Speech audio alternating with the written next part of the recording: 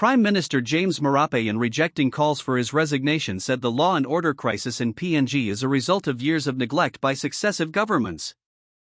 What is your government doing to address the breakdown of law and order in especially two provinces? Our one province of 𝗴𝗏 and 𝗀𝗃𝗃 provinces. Government I pass. Government year pass. Government start the song na work him nothing. No good. People are clear long heavy come up. Prime Minister James Marape said PNG is still reeling from the expensive debt inflicted on the nation by the former regime under the leadership of former Prime Minister Peter O'Neill. However, he said O'Neill had the audacity to cast blame on his government. The Prime Minister in a statement said the law and order crisis the country is going through was not a sudden problem. We inherited a force in complete decline with little capacity at every level. Even the Commissioner's office lacked resources and trained personnel. Days later, the January 10th unrest happened, and suddenly, the calls for my resignation became louder. Now, I see history repeating itself, the Prime Minister said. The Prime Minister made it clear that resigning is not the solution to the challenges facing Papua New Guinea. The job of a Prime Minister is not to resign at every crisis, it is to lead, coordinate, and allocate resources to address national challenges. That is exactly what we are doing. Despite this, he stressed that he has personally taken steps to restore discipline, resources, and leadership within the police force, including increased police training and recruitment, which he says has been absent for over a decade.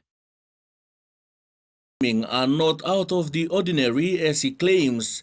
O'Neill stressed that Marape and his spin masters cannot deny the fact that people and country are suffering because of poor decisions, including closure of Porgera, delay of Papua LNG, and 𝗴𝗶𝗀𝗄, which seriously undermined our economy and country's reputation.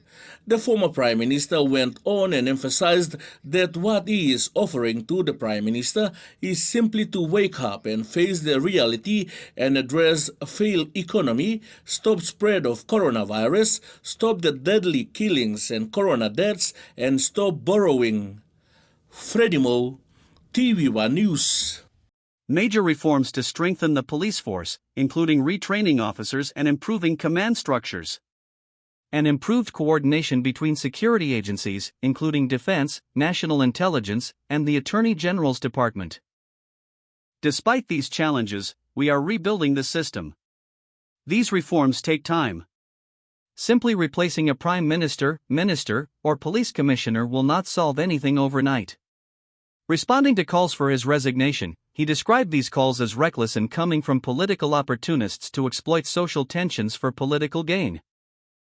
From my end, I see a pattern emerging from the deputy opposition leader James Marape, and I am not surprised.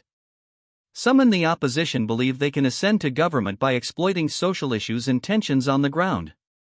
This modus operandi has become apparent, Prime Minister Marape said. He even likened this trend to that of January 10, 2024, claiming that senior MP approached him back then in the presence of the Deputy Prime Minister and a provincial governor and urged him to resign, claiming he had lost public support and that lawlessness had worsened. He emphasized that in 2024 alone, the government allocated the highest level of funding ever to police and law enforcement, taking real steps to fix the problems instead of simply shifting blame.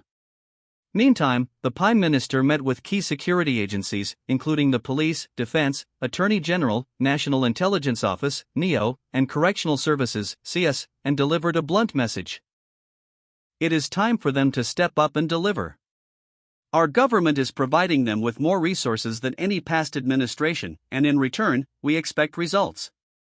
It is not the Prime Minister's job to micromanage their responsibilities, they must work around the clock to restore law and order.